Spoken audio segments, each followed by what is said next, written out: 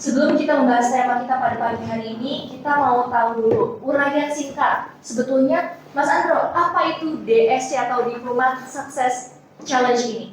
Oke, saya pakai mic ya berarti. Boleh, Oke. Oke, bismillahirrahmanirrahim. Assalamualaikum warahmatullahi wabarakatuh. Waalaikumsalam. Semangat pagi semuanya.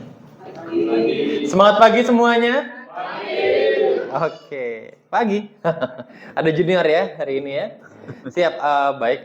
Selamat pagi. Perkenalkan, nama saya Andromeda Sindoro. Tadi diperkenalkan ya.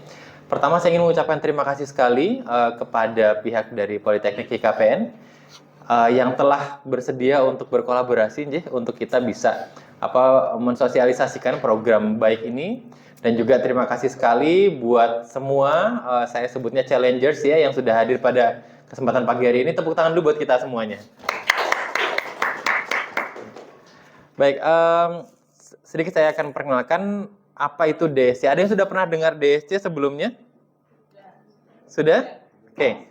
Baik, sedikit mungkin saya review saja buat ada beberapa yang informasinya belum tahu bahwa Diplomat Success Challenge ini adalah inisiatif dari Wismilk Foundation untuk mengembangkan ekosistem kewirausahaan di Indonesia. Jadi kalau Bapak Ibu semuanya pernah dengar lomba-lomba kewirausahaan gitu ya, di dalam kesempatan ini lebih dari hanya lomba kewirausahaan, maka dikembangkan ekosistemnya juga.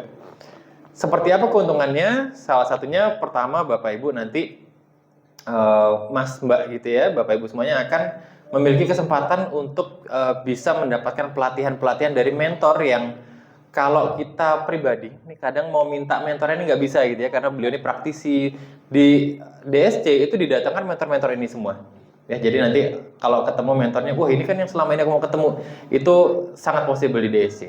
Kemudian setelah pelatihannya sudah bagus, ya nanti juga ikut lombanya, banyak link juga karena semua yang shortlist proposal untuk sampai ke DSC ini itu usaha-usaha yang benar-benar berjalan. Ya, jadi kalau Bapak Ibu atau Mas Mbak kadang-kadang agak minder sama usaha-usaha yang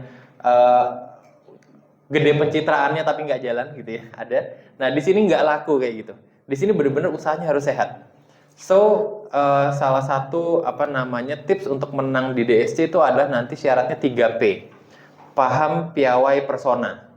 Ya. Harus paham usahanya, harus piawai dalam usahanya.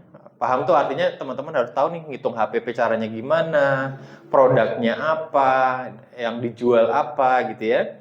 Piawai itu harus kalau nanti diberikan masalah ya, diberikan challenge oleh dewan juri, itu harus bisa menjawab. Kalau misalnya usahanya lagi pandemi gimana? Kalau ini piawai. Ketiga adalah persona.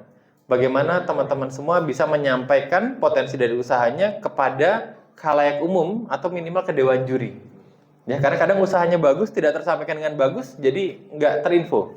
Ya, maka 3P ini menjadi modal untuk bisa menang. Nah, kebetulan DSC ini sudah dimulai dari tahun 2009 sehingga sudah hampir 15 tahun ya kami hingga sekarang menyelenggarakan. Terbukti submit proposalnya setiap tahun naik Bapak Ibu. Tahun lalu submit proposal kami sampai 19.000. Insya Allah tahun ini kita akan sampai di 21.000 proposal. Jadi artinya menunjukkan bahwa animo dari banyaknya challengers di Indonesia nih terus naik. Dan kredibilitas lomba DSC ini terus naik. Sehingga cara ikutnya gimana? Mudah sekali, Bapak Ibu hanya tinggal submit proposal. Proposalnya pun tidak perlu di print. Ini semuanya tinggal buka www.diplomatsukses.com. Atau kalau misalnya nanti repot bisa scan QR code ya yang nanti ada di luar atau nanti akan ditunjukkan di sini. Scan nanti langsung isi saja. Isinya itu nanti cukup mudah, tinggal kalau Bapak Ibu pernah punya Facebook, punya Instagram, ngisi DSC itu mirip-mirip kayak ngisi Facebook atau Instagram. Ya, jadi kalau bisa ngisi itu mending ngisi ini juga bisa, oke? Tinggal diisi saja, nanti dijawab semua pertanyaannya. Kalau tidak bisa selesai cepat nanti di save dulu gitu ya. Jadi karena beberapa isian mengharuskan nanti menceritakan usahanya, nah gitu-gitu ya. Jadi monggo dicicil sedikit-sedikit. Kita masih punya waktu sampai tanggal 16 September. Ya, jadi masih 6 hari lagi dari sekarang.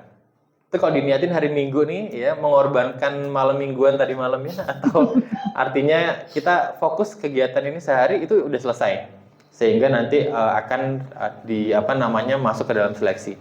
Setelah Bapak Ibu sudah lolos, maka nanti insya Allah kalau menang itu akan mendapatkan total hibah modalnya 2,5 miliar rupiah. Ingat ini hibah. Ya, jadi kalau yang masih takut jangan-jangan nanti pinjaman perlu dibalikin bunganya 17%. No, ini benar-benar hibah. Jadi diberikan nggak perlu dibalikin. Ya, saya suka cerita yang gratis-gratisan kayak gini, Bapak Ibu. Karena memang kita pengusaha kalau bisa dapat yang gratis kenapa yang bayar? Gitu. Artinya ini kesempatan yang baik buat kita semua. Kalau sampai menang, alhamdulillah dapat 2,5. Pun misalnya Bapak Ibu tidak mencapai final, maka pelatihan-pelatihan dalam perjalanan, link-link yang didapat ini bukan link-link sembarangan. Karena yang berani ikut DSC itu biasanya adalah orang-orang yang mereka ini bener-bener, aku tahu bisnisku ini running, meskipun kecil ya, masih kecil tapi running. Ya, jadi tidak ada pencitraan di sini, semuanya ayo maju. Sekecil apapun usahanya, asalkan itu sehat, running. Apa yang bisa diajukan bisa menjadi proposal yang bisnis yang sudah running, ataukah masih konsep, itu bisa diajukan. Mas, lalu yang bisa ikut umurnya 18 sampai 45 tahun.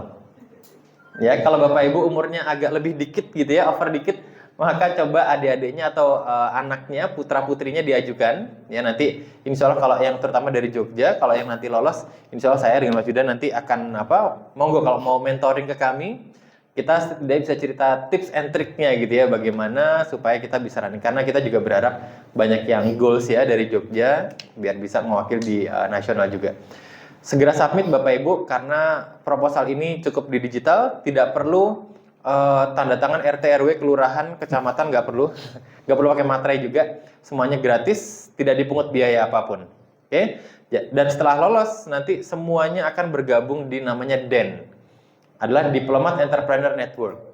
Kalau Bapak Ibu kenal brand-brand gede yang ada di Indonesia ya, brand di Jogja maupun luar daerah, itu hampir semuanya alumni DSC Bapak Ibu. Ya, karena setelah menjadi keluarga besar DEN atau Diplomat Entrepreneur Network, baik menang ataupun tidak ya, itu semuanya akan dibina juga oleh Wismilak. Jadi nanti akan didorong untuk bisa masuk ke kepercayaan ke pemerintah ya, misalnya ada proyek-proyek pemerintah, proyek daerah atau proyek dengan swasta lokal, kredibilitas Wismilak mendorong kita sehingga itu akan memiliki kekuatan nama juga di usaha kita. Jadi tidak ada ruginya, semuanya insya Allah menguntungkan. Tinggal ikhtiar bersama untuk bisa menjalankan startnya, ya pendaftarannya. Semoga nanti banyak yang lolos dan semoga nanti best of the best-nya bisa dari Jogja lagi. Oke? Amin. Itu dari saya tunggu dan kita semuanya menunggu ya, keluarga besar DEN, kami dengan Mas Yuda dan semua challengers yang sudah pernah ikut. Kalau nanti mau curhat-curhat monggo, bisa kontak kami via WhatsApp atau enggak DM Instagram, nanti boleh ya ditanyakan. Semoga nanti teman-teman termotivasi untuk bisa ikut dan meramaikan DSC tahun ini. Terima kasih, itu dari saya. Oke, tadi sudah sebanyak sekali ya dibahas ya. Mulai dari ekosistem, mentoring, sampai link, benefitnya banyak banget ikut DSC ini. Bahkan sampai di spill juga kunci suksesnya DSC, 3P. Waduh, kurang baik apa Mas Andromeda ini? Oke, kita mulai lanjut aja ke sesi talk show kita. Kita bincang-bincang santai aja, Mas Andromeda dan Mas Yodan. Nah, tema talk show kita adalah Era Business Society 5.0. Dulu waktu 10 tahun lalu mungkin masih 4.0 ya, masih 4.0 dan itu tuh sangat-sangat digembar-gembarkan. Seakan-akan 4.0 tuh menakutkan, tapi padahal ternyata banyak peluang. Yeah. Kalau 5.0 ini tuh maksudnya apa? Apa bedanya dengan yang kemarin dan tantangannya seperti apa? Oke, coba dulu Mas Yudan dulu ya. Mas Andro dulu. Aku dulu. Oke. Siap. Yang senior dulu. Oke, baik. Jadi memang mau tidak mau, oh ya tadi saya belum perkenalkan diri ya. Saya kalau sudah pernah lihat saya, yang belum, saya ini tukang es krim Bapak Ibu. Kami usahanya adalah jualan es krim, tapi memang es krim kami ini berdampak untuk membina peternak sapi perah. Karena kita nyerap susu dari peternak, sehingga kita bisa nambahkan sapi ke peternak gitu ya. Kemudian kita bisa olah es krimnya untuk ke catering biasanya masuknya. Pernah datang ke kondangan nikahan? Baik diundang maupun tidak diundang? Ya, itu biasanya yang supply catering dari kami, jadi es krimnya. Sehingga itulah usaha kami. Nah, apa hubungannya es krim dengan digitalisasi ya? 5.0 berarti sudah digitalisasi dan juga kolaborasi. Pertama, kita merasa perlu didigitalisasi karena kenapa? Di segi pemasaran saja, pada saat pandemi, itu Horeca pada jatuh ya. Sekarang bahkan masih banyak catering yang belum recovery. F&B. Iya, F&B. Sama-sama. Semua ya. Nah, untuk itu akhirnya kita harus beralih ke digital mau nggak mau. Karena dari 2008 hingga 2018 lah, itu kami sangat offline sekali. Karena kan kita nawar ke catering, nawar ke hotel, itu kan offline ya. Akhirnya kita harus bertransformasi digital.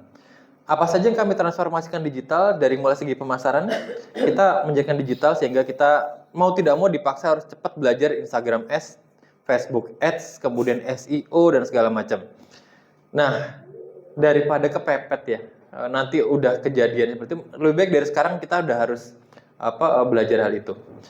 Sehingga apa yang terjadi di awal pandemi itu kami iklan banyak yang boncos ya, karena kami juga belum memahami itu, tapi akhirnya kita bisa running smooth bahkan sampai kita transformasi digital kita cukup baik, kita sampai diangkat menjadi UKM pemberdayaan masyarakat terbaik di Indonesia versi Grab dan Kumparan setelahnya di tahun 2020. Tepuk tangan. Tepuk tangan dulu boleh. Dan alhamdulillah pada saat itu juga kami pada saat Grab sedang IPO di Nasdaq itu kami juga satu-satunya UKM di dunia yang disebut sama Grab karena transformasi digital kita cukup memberi dampak. Sehingga kita juga ciptakan dampak di hulunya, itu kita buat aplikasi digital pemeliharaan sapi perah. Jadi kalau misalnya Bapak Ibu, Mas Mbak mau pelihara sapi perah nih, sapi perah tinggal dititipin ke tempat kita, nanti dikasih RFID. Nah, RFID nanti Bapak Ibu tinggal cek dari sini ya, itu bisa tahu nih, oh sapi saya diperah 10 liter pagi, 15 liter sore gitu ya. Nanti kamu bayar 2 minggu sekali. Sehingga dari hulu ke hilir kita transformasikan digital semua. Mau tidak mau itu harus dilakukan. Karena tanpa transformasi digital, maka pertama kita kehilangan banyak peluang di pasar dan juga efisiensi dalam proses kita. Ya, kalau misalnya proses kita masih sangat manual, maka kita akan membutuhkan banyak sekali tenaga kerja. Tenaga kerja pun harus UMR gitu ya. Sedangkan kalau beberapa proses-proses yang cukup simple itu bisa kita jadikan sistem di digitalisasi. Selain kita menghemat prosesnya jadi lebih singkat, juga kita menghindari error-error yang tidak diperlukan kalau kita dibandingkan memakai non digital.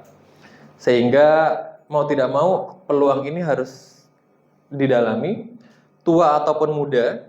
Kalau misalnya muda berarti ayo belajar banyak, karena di Den ya kita punya teman-teman ini belajar digitalnya sangat mumpuni. Saya pun belajar dengan Mas Yudan segala macam. Begitupun yang sudah, kadang-kadang ada bapak-bapak ibu ya, bapak ibu yang sudah agak lanjut. Ayo rekrut orang, rekrut anak muda. Anak muda ini sekarang menjadi senjata buat setiap perusahaan karena untuk bisa mendisrupsi pasar atau membuat perubahan di pasar itu mau nggak mau digital. Karena dampak kita, mungkin kita di kantor hanya let's say pegawai rata-rata UKM tuh 5-10 orang gitu ya. Kalau kita mau ngubah seluruh Indonesia. Jadi untuk bisa dampaknya luas, otomatis digital diperlukan. Jadi kira-kira seperti itu Mbak, untuk perubahan digital diperlukan di 5.0 ini. Oke, berarti agar tidak kehilangan peluang dan efisiensi dari produksi dan mencapai tujuan ya Mas. Kalau Mas Andro tadi cerita proses digitalisasi bisnisnya di bidang produksi susu dan es krim dari Sweet Sunday ya, itu cukup terkenal juga loh di Jogja. Nah sekarang Mas Yodan mungkin boleh bercerita bisnisnya sekarang yang digeluti seperti apa dan bagaimana transformasinya di era digital 5.0 ini? Oke, perkenalkan dulu ya Mbak. Saya Yodan, kebetulan jadi ketua kelas di Troya Digital. Oke. Jadi karena kantor kita tuh lebih kayak taman kanak-kanak daripada kantor. Jadi agar bahagia. Ya. Jadi bisnis kita itu produknya namanya Troya Academy Platform. Gitu. Troya Academy Platform ini sebetulnya kalau kita statementkan adalah sosial media berbasis perpustakaan digital. Gitu. Jadi tadi sempat cerita sedikit bahwasannya kita ini pengen bikin LinkedIn versi siswa sebenarnya gitu. Jadi kita ini membantu transformasi digital untuk para sekolah-sekolah gitu. Nah, dan kita profiling tuh siswa-siswanya itu dia itu udah baca buku apa aja, dia itu hasil asesmen minat bakat, IQ, belajar apa aja, nilainya apa. Itu kita profiling gitu supaya itu jadi database yang nantinya bisa untuk dilihat gitu. Karena selama ini kayak misalkan saya kemarin daftar kuliah lagi BTW gitu kan, itu saya harus ngumpulin tuh berkas saya lagi, yang entah bercecer kemana-mana gitu, yang entah bercecer kemana-mana itu saya harus ngumpulin lagi gitu. Nah kalau misalkan kita punya platform yang itu tuh udah kayak dari SD, bahkan dari PAUD sampai dengan kita SMA itu tuh ada semua di situ, porto kita itu ada semua tuh. Kita udah baca apa aja, referensi buku kita tuh apa aja tuh, itu hasil minat bakat, IQ, tingkat literasi kita berapa, semuanya itu ada, kan lebih enak, gitu, memudahkan, gitu. Jadi itu kira-kira yang yang kita lakukan, gitu saat ini.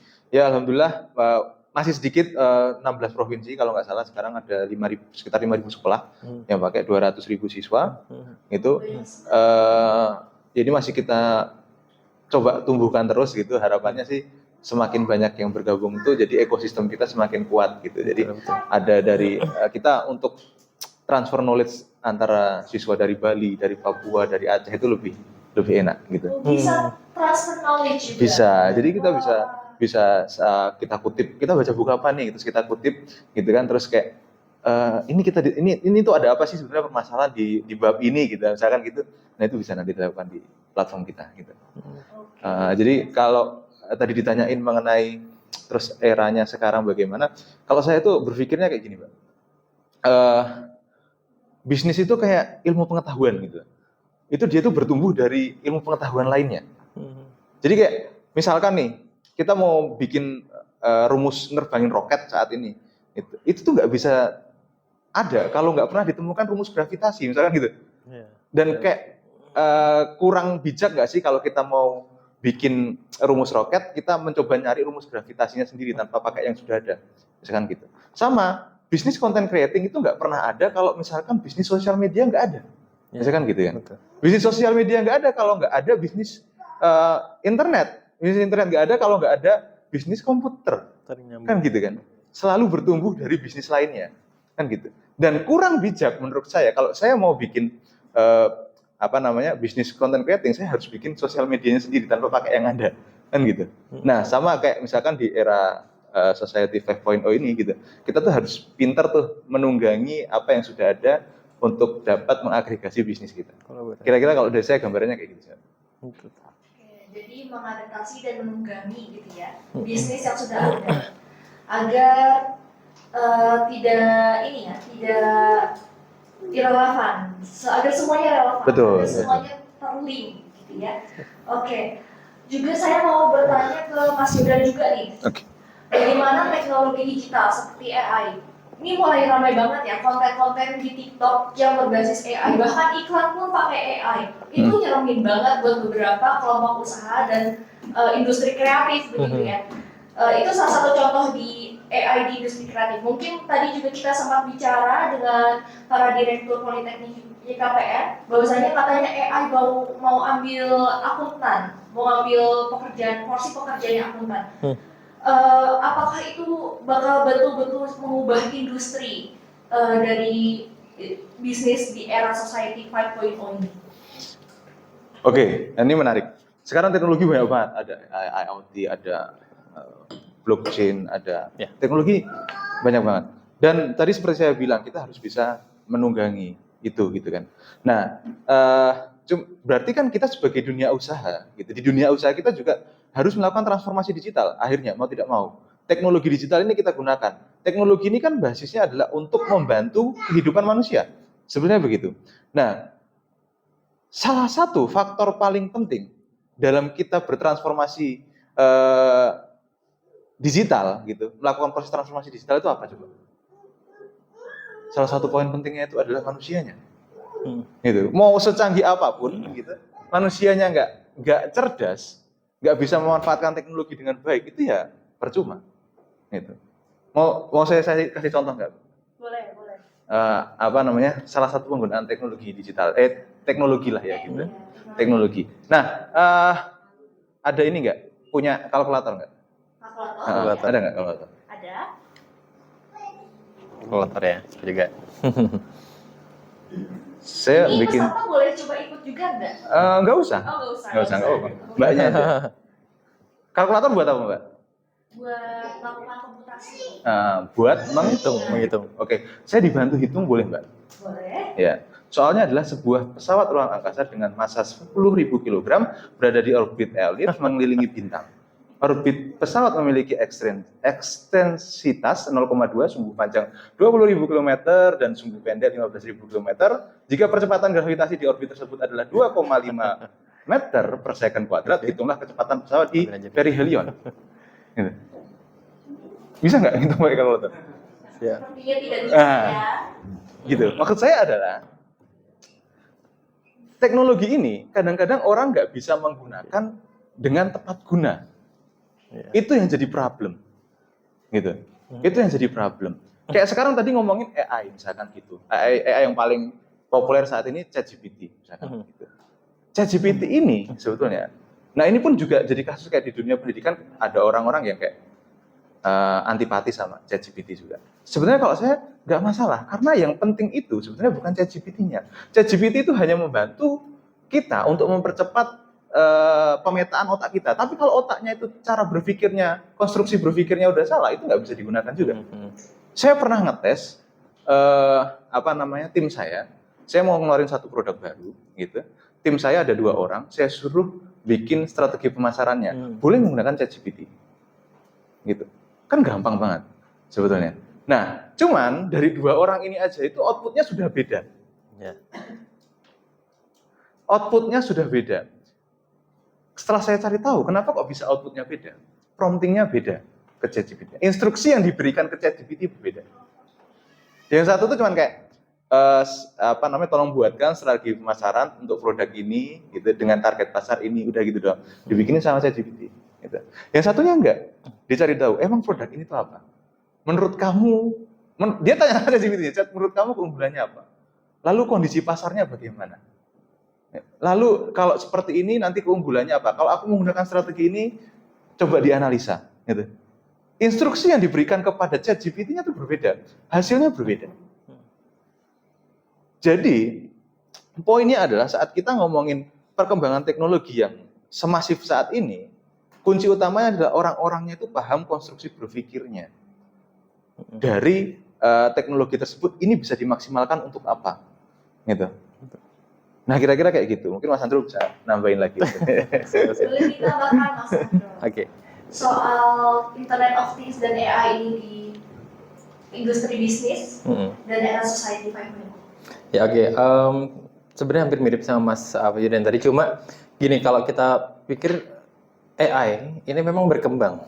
Sama seperti kita berkembang. Jadi kalau sekarang memang saya sama dengan Mas Yudan, kayak kita bicara akuntansi aja ya. Tadi kita sempat bahas bahwa akuntansi itu sekarang sudah banyak aplikasi-aplikasi yang membuat. Tapi aplikasi ini, akuntansi itu lebih dari sekedar hanya mencatatkan. Kita butuh kebijakan, ya. Kebijakan apakah misalnya nanti sebelum kita mengeluarkan suatu anggaran ini mau masuk anggaran marketing, ataukah anggaran CSR, atau anggaran mana, kan ada pos-posnya sendiri-sendiri. Kebijakan ini perlu diatur oleh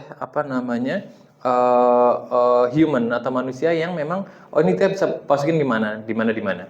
Begitupun seperti aplikasi sapi kita. Itu kan kita juga meng-capture bahwa sapi ini nanti jam sekian akan duduk, akan jalan, kemudian dia diperah jam sekian, pakannya butuh protein berapa, segala macam itu. Untuk sekarang ini AI belum bisa melaksanakan semua itu tanpa ada man behind the gun-nya. Mungkin suatu saat tuh bisa melakukan itu semuanya. Kalau kita bicara tentang AI yang akan mengambil pekerjaan kita semuanya gitu, mungkin suatu saat, tetapi ada tapi.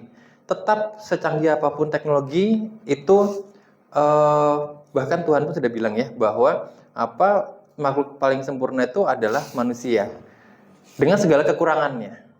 Justru kalau nggak ada kekurangannya, maka idealnya dunia ini mungkin tidak humanis ya. Kalau kita ngelihat film Terminator ya, jadinya Ideal menurut Terminator tuh dunia yang tidak ada kerusuhan, nggak ada apa, tetapi akhirnya mereka membuat kerusuhan. Nah, artinya kita butuh sentuhan manusia, di mana ada sesuatu yang dimiliki manusia tidak dimiliki oleh teknologi adalah hati. Itulah kenapa Sweet tadi logonya hati gini ya. Artinya apa? Hati kita itu cerita apa yang seharusnya kita lakukan untuk membuat dunia ini kita jadi rahmatan lil alamin atau rahmat bagi seluruh alam. Ya, jadi itu patokan kita. Jadi kapanpun seberkembang apapun AI ke depan, mau tidak mau yang akan mengarahkan untuk agar fungsi ini dapat mensejahterakan banyak peternak kita, banyak orang kita, maka itu adalah kita butuh humanisnya. Makanya di tempat kita, tadi kita punya Piara.id ya, itu aplikasi hanya mencatatkan susu, kemudian nanti membayarkan susu. Tetapi untuk kita mengetahui algoritma sapinya akan seperti apa, dia akan makan jam berapa, dia suka yang palatabilitasnya kasarnya seberapa, itu kita butuh kita butuh orang buat di sana. Jadi teman-teman, kalaupun sampai ada banyak akhirnya fungsi kita digantikan oleh AI, sama bener yang harus kita lakukan adalah menungganginya, ya, karena zaman dulu tuh banyak sekali kalau kita lihat di Tiongkok ya, kita kan lihat banyak becak yang ditarik orang. Nggak usah jauh-jauh, di Jogja aja ada becak ya masih ya. Kemudian sekarang udah ada Betor, kemudian sekarang ada Gojek, ya. Maka yang perlu dilakukan adalah merubah strategi bisnisnya. Kalau becak dulu itu sebagai transportasi, sekarang becak itu sebagai pariwisata. Ya, sama kami juga es krim pada saat pandemi nggak laku, kita rubah es krim bukan sebagai pelengkap nikahan ya atau tersier, justru jadi produk primer adalah untuk mensupport kebutuhan isoman. Nah, yang bisa punya strategi ini tuh adalah manusia yang diberikan pikiran dan hati. AI hanya menjalankan apa yang diperintahkan. Oke, nanti bikin ads-nya, algoritma Instagram-nya, pengunjungnya umur sekian sampai sekian. Yang nyuri itu siapa? Kita. So, sekarang ini dan di DSC juga kita harus tekankan bahwa yang penting itu bukan teknologinya, tapi man behind the gun-nya. Ya, kalau teman-teman tahu proyek-proyek pemerintah banyak yang mangkrak kan, meskipun orang-orangnya ahli, tenaganya ahli segala macam, karena man behind the gun-nya tidak tepat. Ya, nah itulah kenapa makanya harus man behind the gun-nya tepat, baru proyeknya jalan semuanya. Bukan masalah duitnya, tetapi siapa yang akan menjalankan itu. Itu yang dibuat bahwa AI masih cukup lama sekali untuk menggantikan kita. Pun sudah sampai menggantikan semuanya, maka butuh tetap sentuhan manusia. Ya, tanpa sentuhan manusia maka Skynet adalah real. Skynet itu ya komputer jahatnya Terminator. Artinya itu suatu saat akan terjadi kalau kita tidak membatasi pembagian tugas antara kita dengan AI. Jadi mau nggak mau memang kita yang harus ngatur, bukan kita yang diatur AI. Suatu saat harus dijalankan terus. Ya jangan sampai nanti pemimpin-pemimpin dunia sekarang kan perusahaan ada yang CEO-nya AI ya. Nah, tidak untuk kemungkinan suatu saat nanti AI juga nyalek gitu ya. Atau mereka bahkan jadi presiden gitu. Nah, tapi bagaimanapun kita yang punya hati harus tetap menjalankan fungsi-fungsi kita. Karena manusia di dunia itu diciptakan untuk memberi manfaat. Sebaik-baiknya manusia adalah yang memberi manfaat bagi sekitar. Seperti itu kira-kira. Oke, berarti man behind the gun. Man behind the gun. Dan peluang untuk kita tuh menguasai dari AI tadi. Contohnya tadi ya, saya sangat menarik ya. Betul, AI itu kalau misalnya contohnya ChatGPT tidak bisa menghasilkan yang sama walaupun perintahnya sama. Tergantung sama kualitas SDM yang memberikan instruksi pada ChatGPT. Promptingnya. Iya, jadi memang kita tuh perlu banyak peluang untuk menciptakan SDM yang unggul di Indonesia. Menurut Mas Yodan dan Mas Andro, SDM Indonesia ini udah mumpuni belum nggak sih? Yang untuk menguasai teknologi sehingga bisa menjalankan bisnis dengan lancar di era digital ini. Sebelum Kira-kira sudah mumpuni belum? Kalau ngomongin SDM ya, mungkin aku nggak tahu data realnya ya. Maksudnya SDM siap kerjanya gitu. Kalau aku ngomongin dari sisi pendidikannya, karena aku punya data pendidikannya gitu. Nah, ini memang sekarang gini, saya selalu berkata kayak gini. Indonesia itu jumlah peserta didiknya itu 55 juta. Jumlah peserta didiknya. Itu tuh 91 kali lebih banyak daripada Singapura. 11 kali lebih banyak daripada Malaysia. Kalau kita ngomongin hukum probabilitas aja, ya kan? Kita berarti punya peluang 91 kali lebih besar harusnya dari Singapura. Ya kan?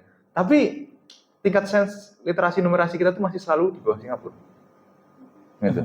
Jadi peluang sebesar itu, probabilitas sebesar itu tuh masih belum bisa kita manfaatkan. Sebenarnya gitu. Kerasa banget karena kita banyak ke daerah juga. Kerasa banget memang gap-nya gitu. Kita ngobrol dengan nggak usah dengan peserta didiknya deh, tenaga pendidiknya aja.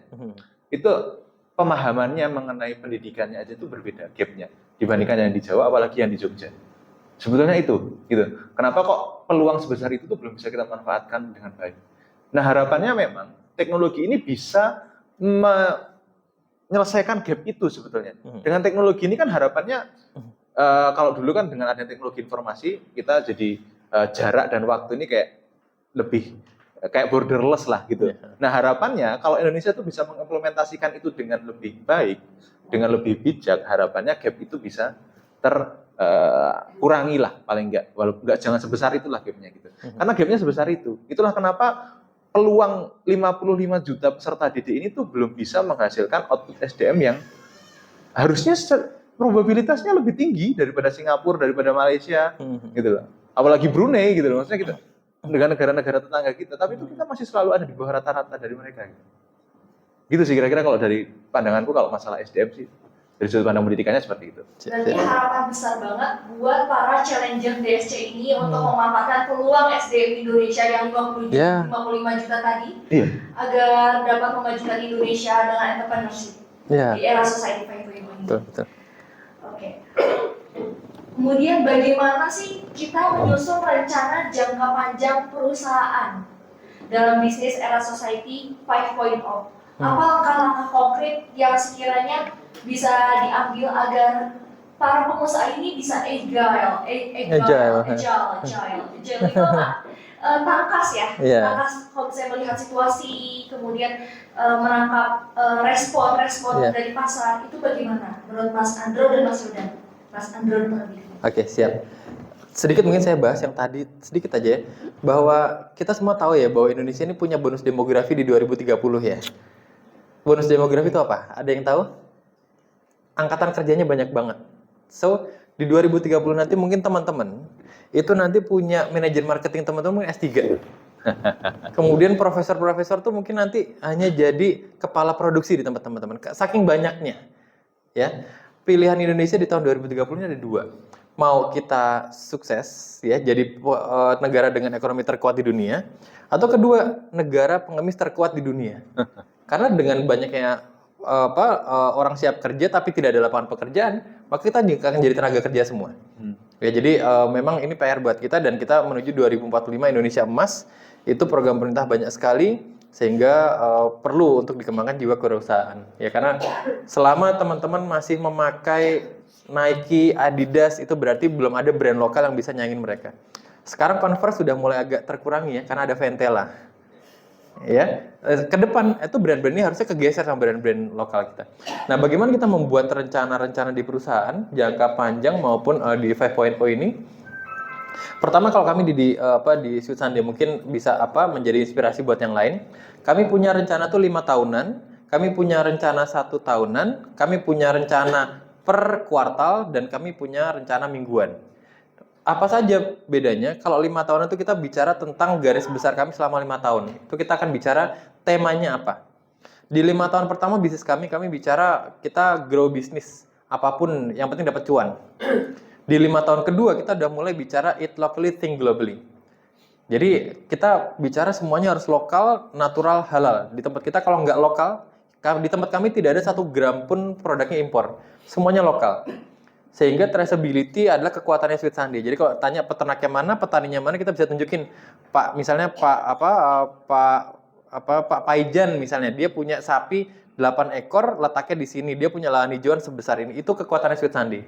Makanya kami dibutuhkan oleh pemerintah ya untuk banyak proyek-proyek.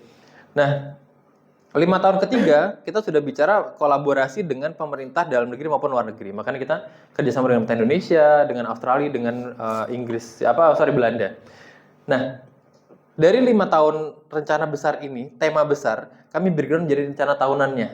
tahunan ini kira kita akan achieve apa. Nah, kita pecah lagi dalam kuartal ya, per kuartal, karena kita per kuartal itu nanti kan ada kuartal pertama kita punya misalnya bulan Februari kita punya Valentine, kita nanti Desember kita punya ada apa namanya Natal, kita punya Idul Fitri di tengah tahun. Nah, itu kita pecah. Jadi rencana garis besar itu 5 tahun ditentukan, dipecah menjadi tahunan, dipecah jadi kuartal, dan kami dipecah jadi mingguan. Sehingga setiap minggu itu kami ada evaluasi, 3 bulan sekali itu evaluasi yang cukup besar. Jadi setelah evaluasi 3 bulan ini kami biasanya outing. Jadi kalau lihat Instagram Sweet Sandy isinya jalan-jalan terus gitu ya, karena kami ini memang untuk produksi es krim harus happy. Karena kalau nggak happy nanti es krimnya kecut jadinya. Jadi memang kita, kenapa logo kami juga hati ya di Sweet Sandy, karena kita pengen yang kita pegang tuh hatinya. Orang tuh harus happy dan mereka harus ikhlas mengerjakan, sehingga idenya keluar semuanya. Nah, dan rencana itu harus terukur. Tidak boleh rencana tuh ngambang hanya saya mau jadi pemasaran nomor 1 di Indonesia gitu ya. Nomor 1 berarti kita produksi berapa liter per hari, kita harus achieve berapa toko dalam tahun ini ya, atau kita mau misalnya skupnya sebesar apa. Kebanyakan UKM salah menentukan rencana adalah karena tidak terukur. Hanya pengen menjadi yang nomor 1 di DIY, nomor 1 di Indonesia, tapi nggak tahu bahwa ternyata ngambil pangsa pasar 1% es krim di Indonesia aja, berarti kami harus produksi 15 ton per hari. Ya, hanya 1% pangsa es krim saja di Indonesia. Ternyata 15 ton per hari harus produksi. Nah, itu yang harus diukur. Berarti kita harus ambil misalnya 0,0 sekian persen. Yang penting achievable. Agak naikin dikit ya. Jadi achievable agak naikin dikit. Karena kalau terlalu gampang dicapai, jadinya nggak seru gitu ya. Ya, jadi misalnya tercapai 90%, oke. Tapi kalau tercapai cuma 10%, ini berarti ada masalah. Menciptakan tantangan untuk diri sendiri. Betul. Jadi biar kita, dan tantangan ini jelas ya, tim kita tahu bahwa aku bisa achieve. Aku punya ide buat nge-achieve-nya. Tapi kalau kita tentukan saya mau jadi tahun ini es krim terbesar di Indonesia, berarti kita harus produksi 200 ton per hari. Nggak mungkin. Kenapa nggak mungkin? Karena gini, susunya nggak ada. Ya, pasarnya ada. Susunya Indonesia ini kurang. Indonesia ini setahun masih impor 21 triliun susu.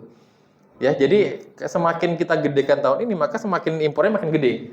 Makanya sekarang kita kenapa berfokus ke hulu, kita penambahan sapi, penanaman rumput pakan, itu karena kita pengen nambahin sapinya dulu, sehingga pas kita mau canangkan achieve, let's say 3% pangsa pasar es krim di Indonesia, kita punya susu.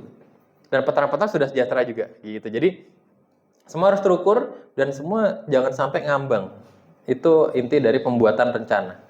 Kira-kira seperti itu, Mas. Ya, rencana harus terukur dan realistis ya. Ya.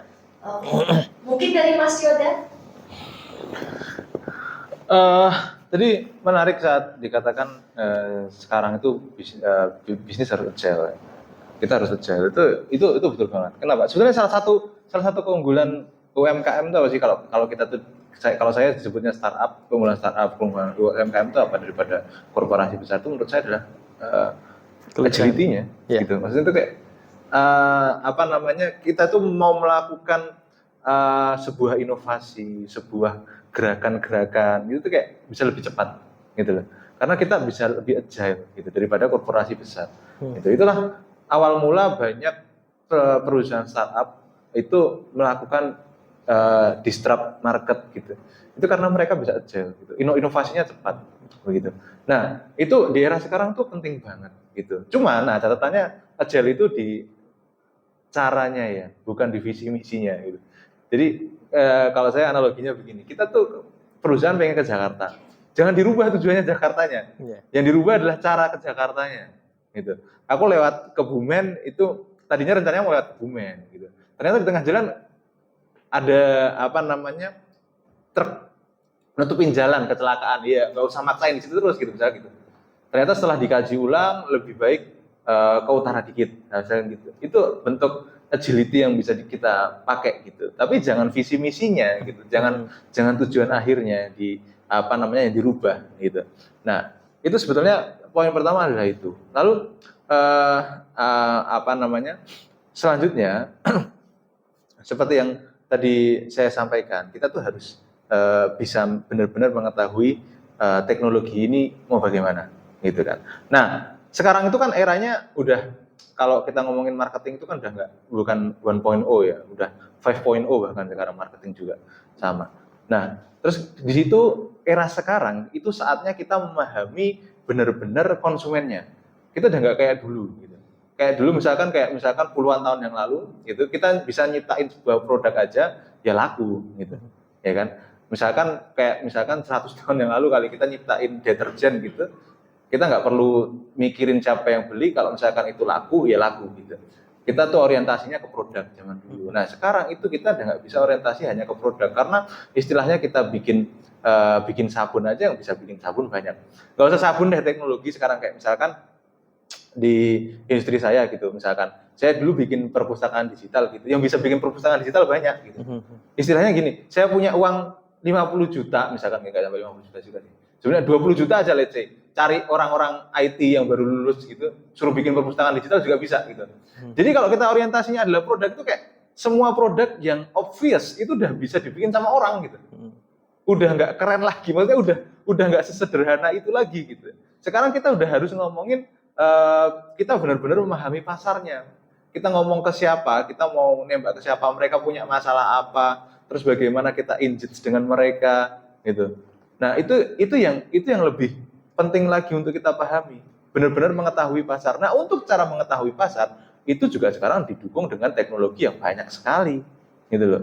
Mungkin Mas Andrew lebih paham lah. Itu kan kayak misalkan kita memahami pasar, memahami behavior orang aja sekarang tuh pakai teknologi banyak banget yang bisa bantu. Nah itu yang harus kita miliki gitu loh. Jadi pemahaman mengenai itu, bagaimana kita tuh nggak kayak dulu lagi gitu loh. Nggak cuman asal jualan produk. Emang yang membedakan produk kita dengan produk lainnya apa gitu. Emang yang bisa masalah yang terselesaikan dengan adanya produk kita itu apa gitu. Kita ngomong ke siapa gitu. Orientasinya udah ke bagaimana engage dengan customer kita, bukan dengan bagaimana bikin produk doang sekarang gitu. Karena banyak yang bisa bikin produk gitu. Nah kalau misalkan ngomongin bagaimana solve problem itu tadi di era saat ini, langkah konkret yang bisa kita lakukan sih, saya selalu bilang kalau pengen bikin inovasi kita berpikirnya secara first principle gitu. Jangan analogical thinking, tapi first principle thinking. Saya ngomongnya selalu kayak gitu. Apa bedanya? Nah, analogi paling gampang dari kedua perbedaan ini adalah antara chef dan tukang masak gitu. Orang-orang first principle thinking ini adalah chef, yang mana chef ini memahami detail dari resep yang dia bikin. Dia kan bikin resep dan dia tahu kenapa saya pakai lada hitam 10 mg ini menciptakan rasa apa dari masakan saya. Kenapa harus saya menciptakan rasa manis di masakan saya? Emangnya orang itu kecenderungannya terhadap rasa manis yang tingkat sekian ini bagaimana? Itu kan orang-orang first principle thinking. Chef itu paham itu. Tukang masak ini hanya analogical thinking. Dia taunya adalah, oke, aku dapat resep, aku bisa masak. Ya enak, tapi dari resep itu. Jadi satu bahannya diganti itu mereka nggak tahu. Ini mempengaruhi apa? Dan lalu disubstitusi menggunakan apa? Mereka nggak tahu. Gitu. Sama kayak misalkan kita berbisnis. Kita ngelihat kafe, misalkan coffee shop, wah rame gitu. Oh enak ya bikin coffee shop gitu. Aku bikin itu analogical thinking banget. Gitu kan. Enak bikin kopi karena di coffee shop di situ rame, aku pengen bikin supaya rame juga gitu. Analogical thinking banget. Cuman kalau misalkan orang-orang first principle thinking itu kan nggak begitu. Dianalisanya kan lebih dalam lagi. Emang kenapa sih kafe itu bisa rame? Orang ke situ tuh cari apa sih? Kopinya kah? Tempatnya kah? Wifi-nya kah? Gitu. Kalau kopinya misalkan, emang kopi tingkat yang seperti apa sih yang membuat orang itu mau betah ke sana? Gitu. Emang yang dicari dari rasa kopi ini apa? Ini mempengaruhi manusianya itu seperti apa? Gitu. Iya, dicari sampai ke pertanyaan paling bawah. Sehingga kita benar-benar tahu fundamental dari apa yang kita tawarkan ke orang, terus kita bisa engage sama mereka melalui poin itu. Gitu. Nah itu kalau menurut saya langkah konkret yang harus dimiliki sama pengusaha-pengusaha sekarang. Kita harus berpikir secara first principle gitu, sehingga kita tepat sasaran dalam berinovasi gitu. Mungkin gitu sih kira-kira. Keren banget jawabannya Mas Yudan dan Mas Andro, sangat menginspirasi. Mungkin para challenger semua sekarang sudah semakin greget untuk menuliskan proposal usahanya di DSC. Oke. Maka sekarang kita akan masuk ke question and answer. Setelah mendapat banyak banget ilmu dari Mas Andro dan Mas Yudan, saya akan memilih 3 orang penanya. Belum dulu. Tenang. Sudah sangat semangat Mas Andro, bagaimana nih? Ayo. Oke.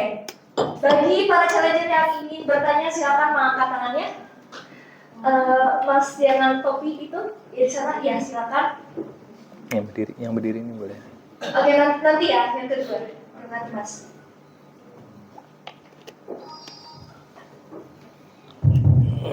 Assalamualaikum warahmatullahi wabarakatuh. Waalaikumsalam warahmatullahi wabarakatuh. Ya, perkenalkan nama saya Zubri.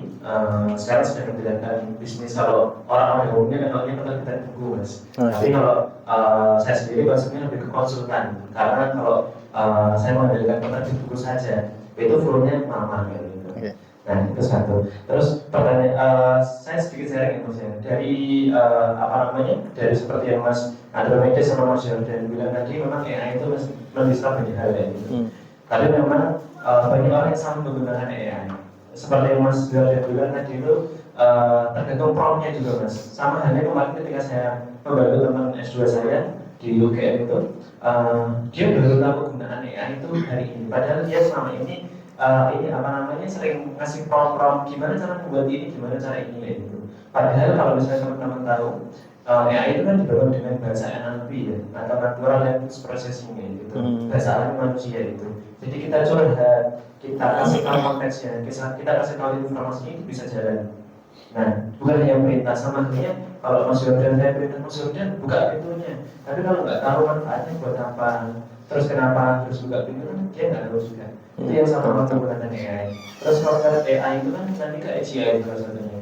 Terus yang seperti yang Mas Andro bilang, AI memang belum bisa menggantikan banyak hal ya gitu. Tapi di China sana itu tanda baru bayar itu sekarang sudah menggunakan AI salah satunya, dan itu cuma berbasis AI yang membutuhkan pengawasan secara kamera gitu. Dan itu sangat mengurangi banyak tenaga kerja. Betul. Terus pertanyaan saya, ini terkait DEM sebenarnya Mas tadi itu. Saya tertarik yang DEM tadi itu, yang DEM, oke. Alumni. Nah, sebenarnya kan kalau kita berpikir jadi juara ya boleh lah gitu. Tapi kalau saya berpikir terlebih dahulu kayak gitu, ternyata saya bisa berjejaring di sini terlebih dahulu kayak gitu dengan teman-teman yang sama pengusaha, tapi bisa saling networking atau mungkin kegiatan bareng kayak gitu. Sama di bisnisnya Mas Andro yang ternyata sesama pengusaha es krim itu bisa saling diaktifasi lewat event ya gitu ya. Saya tadi sempat lihat di Instagram soalnya. Terima kasih. Kalau DEM ini apakah seluruh orang yang daftar, misalkan saya dari Jogja, nah terus saya daftar DSC, terus langsung otomatis keterima atau harus kurasi terlebih dahulu seperti apa? Itu satu. Terus yang kedua adalah bisnis sosial Mas. Saya kebetulan beberapa kali sempat ngambil course dari luar negeri, kayak misalkan Coursera ya gitu ya. Nah, potensial bisnis sosial itu sangat besar kan gitu. Nah, apakah kriteria dari DSC itu memperbolehkan bisnis sosial kayak gitu? Kalau bisnis sosial kan pada bisnisnya antara lain ketika kita nyari donor dari luar negeri atau donor dari CSR sebagainya gitu. Nah, apakah itu diperbolehkan di DSC? Oke. Siap. Aku? Oke ya. Siap. Mas siapa tadi namanya? Mas Zuri. Aku langsung jawab atau? Boleh langsung Jawab. dijawab. Oke. Mas Zuri, thank you banget pertanyaannya ya. Pertama tentang DEN. Ya. DEN itu nanti sebenarnya apa sih bedanya? Mungkin ada pertanyaan gini. Mas, kalau emang kumpul sama teman-teman DEN aja, aku nggak usah ke DSC, bisa dong kumpul-kumpul sama DEN gitu ya? Bisa, sama. Tetapi sebenarnya gini, keistimewaan di DEN ini adalah DEN ini kami difasilitasi langsung sama Wismilak Foundation. Di mana Wismilak Foundation ini, honestly boleh saya katakan, sekarang ini memang kita banyak mengikat dengan proyek-proyek yang cukup strategis di Indonesia. Ya, proyek stunting dan segala macam. Jadi yang akan dipromot oleh nanti Wismilak Foundation pasti adalah yang mereka kenal. Di mana itu harus dari DEN. Nah, kapan sih orang itu masuk DEN? DEN itu bisa masuk minimal dari pertama kali begitu proposal sudah shortlisted ya. Nanti begitu udah masuk tahap pertama, ya itu udah DEN. Ya, jadi tidak perlu menang sampai itu enggak. Yang itu udah DEN. Jadi sebenarnya keluarga besar DEN tuh banyak ya, besar karena kita berjejaring di sana. Yang penting udah di shortlisted sama Wismilak pertama kali ini udah submit proposal nih. proposal udah dipanggil, tek udah presentasi pertama, nah itu udah bisa den. Ya, jadi ayo nanti kalau udah itu minimal sampai situ aja udah banyak sekali keuntungannya. Belum lagi ntar mentor-mentornya ya, materi-materinya. Saya tuh sampai waktu dapat mentor-mentor ini saya tuh ya ampun saya tuh pengen ketemu ini dulu ya. Nggak bisa sekarang langsung ketemu dan bisa langsung ngobrol. Bahkan bisa dapat nomor teleponnya langsung gitu. Jadi karena memang trust-nya bagus. Itu tentang sekilas tentang den. Bahkan sekarang nih den kami di Jogja itu kami sedang mau buat koperasi den. Buat apa? Karena gini teman-teman, ini akal-akalan kita di Jogja ya.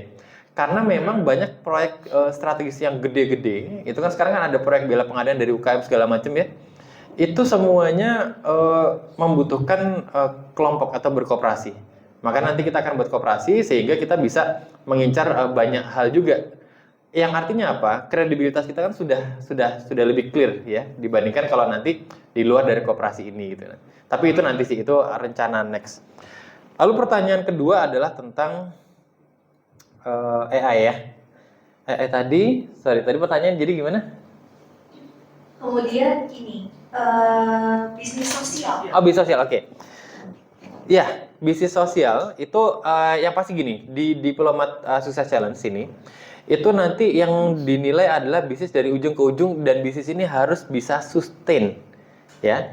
Jadi bisnis yang dibuat hanya untuk lomba kemudian menang kan banyak ya, bisnis dibuat kayaknya sosial medianya keren, ininya keren, begitu lombanya selesai ganti lagi jadi ya yang tadi jualan telur gulung jadi jualan cilok gitu-gitu. Nah itu pasti akan habis di sini karena bener-bener dikulitin banget. So bisnis sosial boleh banget, semua bisnis yang bisa sustain ya. Yang penting you bisa cerita revenue streamnya dari mana, kemudian you spend ini kemana, dan ini sustain apa enggak. Ya, dan sedikit mungkin boleh saya share juga tentang sociopreneur. Saya juga sociopreneur. Kebetulan kami juga pernah ikut beberapa program sociopreneur ya. Saya boleh memberikan masukan bahwa kadang anggapan sociopreneur ini adalah orang-orang yang minta uang dari suatu tempat kemudian membagikan ke tempat lainnya, kayak Robin Hood modelnya. Sedikit boleh saya perjelas lagi bahwa sociopreneur ini bisnisnya harus running ya. So saya melihat banyak sekali sociopreneur ini karena salah anggapan sehingga di tengah jalan dia mati. Contoh misalnya buat buat tas dari sampah misalnya. Sociopreneur karena menolong pemulung, menolong warga ini. Tapi karena produk ini nggak bisa dijual, jadi bisnisnya hanya sebatas minta uang CSR, buatin program, habis itu gue jadi pembicara. Tasnya nggak kejual. Ini sayang sebenarnya. So, sociopreneur itu, you buat tas dari sampah, tasnya harus high quality, ada standar SNI-nya, misal kayak gitu, jualnya bener-bener langsung ada marketnya. Ya, marketnya jalan, jadi jualannya jalan, pemberdayaan jalan, CSR bisa turun. Di Switzerland itu yang kami lakukan. Kami bina peternak, kami ajarkan mereka buat es krim, tapi karena peternak nih pada sibuk nyacah rumput segala macam, oke deh yang handle buat es krim kami. Nah, akhirnya ini jadi bisnis kami malahan. Kita buatin es krim, kita supply ke catering. Hotel, restoran, cafe, catering. Bahkan alhamdulillah sekarang kami punya butter tuh masuk ke Emirates sama Etihad. Jadi ke Dubai, ke luar negeri. Jadi kita buat produk yang benar-benar bisa dipasarkan. CSR turun, dari Pertamina turun, dari Telkom turun, dari pemerintah turun untuk pengadaan sapi dan segala macam. Jadi sociopreneur itu tetap usahanya harus sehat tanpa meminta-minta. CSR itu adalah dana bantuan yang memang bisa kita manfaatkan, tetapi memberi dampak. Ya, seperti kami juga dapat banyak support dari pemerintah untuk pengadaan alat segala macam. Karena kami bargaining, Pak, kalau kami dapat alat ini, ya, misal dari pemerintah Australia gitu ya, Anda beri alat ini ke kami, maka kami akan menambahkan pengambilan susu kami ke peternak sebanyak sekian ratus liter lagi. Dimana kalau peternak diambil oleh kami harganya 9.000 misalnya gitu ya, maka industri ngambil dari mereka cuma 5.200, berarti lebih sejahtera kalau kami ambil. Jadi sebenarnya kita jual beli itu di sociopreneur. So di Wismilak sama. Nanti kalau misalnya dirimu memang sociopreneur, Mas, buat ini harus running usahanya. CSR itu mensupport dirimu, tapi itu bukan satu-satunya revenue stream, bukan satu-satunya penghasilan. Ya, agar tidak kelihatan seperti usaha yang meminta-minta gitu. Harus bisa running seperti itu. Jadi ini di luar dari DSC. Ya, nanti sebenarnya asalkan udah bisa cerita CSR masuk kemudian itu udah bisa. Tapi lebih baik lagi kalau kita memang punya usaha yang memang powernya kuat, pemasarannya jalan, CSR masuk sebagai supporting untuk menjalankan pengembangan usaha kita, mensejahterakan masyarakat. Kira-kira kayak gitu. Terjawab pertanyaannya? Sukses ya. Siap-siap. Mungkin yang tentang AI tadi boleh dijawab sama Mas Yoda. Kenapa ya? Jadi kan nggak tanya. Kayaknya udah paham sih, Mas. Udah paham. Mas, oh iya, Mas Zuhri. Mas Zuri. Mas Zuhri. Zuhri. Oh iya.